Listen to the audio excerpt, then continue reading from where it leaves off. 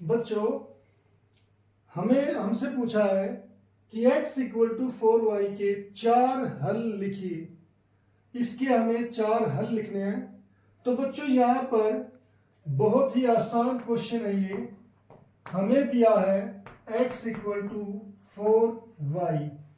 तो इसके 4 हल ज्ञात करने के लिए बच्चों यहाँ पर आप देख सकते हो लेफ्ट हैंड साइड में x अलोन है, यह अकेला है, और यहाँ पर राइट हैंड साइड में y के साथ 4 मल्टीप्लाई में है। तो बच्चों यहाँ पर बहुत ही आसान क्वेश्चन है ये। हम इसे समीकरण 1 का नाम दे देते हैं। अब हम हल कैसे निकालेंगे? y की वैल्यू चेंज करते रहेंगे तो उससे x की वैल्यू आती रहेगी, तो वे हमारे हल हो जाएंगे। तो मैं यहाँ पर क्या लिखने जा रहा हूं, समीकरण 1 में राइट हैंड साइड में क्या बच्चों हमारा y, तो 1 में y का मान पहले हल के लिए क्या रखना चाहोगे? y इक्वल टू 0 रखने पर। यह सबसे आसान नंबर है तो इसीलिए मैंने 0 रखा। अब बच्चों यहां पर पहले क्या है x, फिर क्या है इक्वल, फिर क्या है 4, और y की जगह क्या रखना बच्चों 0। तो बच्चों जब 4 की 0 से गुणा होगी तो वो क्या हो जाएगा? 0 ही हो जाएगा।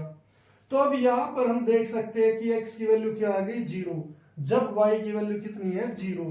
तो बच्चों हल क्या हो गया?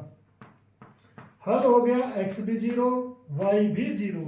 अब यहां पर बच्चों ये पहले x है और ये y है, तो ऐसा ना हो कि आप कहीं कंफ्यूज हो जाए कि पहले y या x कुछ भी लिख दो। अब यहां पर दूसरा y इक्वल टू 1 रखने पर y की वैल्यू अब बदल दी बच्चों मैंने, 30 की जगह क्या रख दिया 1 रख दिया। तो यहां पर x इक्वल टू 4 और यहां पर क्या आ जाएगा 1, y की जगह क्या रख दिया 1। तो 4 की 1 से गुणा क्या होती है बच्चों? 4 एकम 4। तो हल क्या हो गया? हल हो गया हमारा x की वैल्यू पहले लिखेंगे जो है 4, और फिर y की वैल्यू लिखेंगे जो है 1।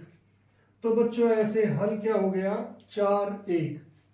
अब तीसरा हल, उसके लिए बच्चों मैं लिखूंगा y इक्वल टू 2 रखने पर, y का मान 2 रखने पर।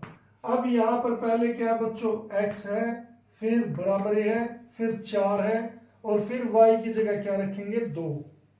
अब ब्रैकेट का मतलब क्या होता है बच्चों? गुणा, 4 दूनी हो गया 8। अब यहां पर हल क्या आ गया बच्चों? x की वैल्यू आ गई 8। तो पहले हल में x का मान क्या आ गया 8, तो 8 लिख दिया, और y का मान कितना बच्चों 2 है, तो यहां पर 2 लिख दिया। तो 8 2 इसका तीसरा हल हो गया। फोर्थ हल के लिए बच्चों y इक्वल टू 3 रख दो रखने पर। अब बच्चों पहले है x, फिर है 4, और फिर है y का मान 3, तो 4 दिए 12 बच्चों। अब हल क्या होगा?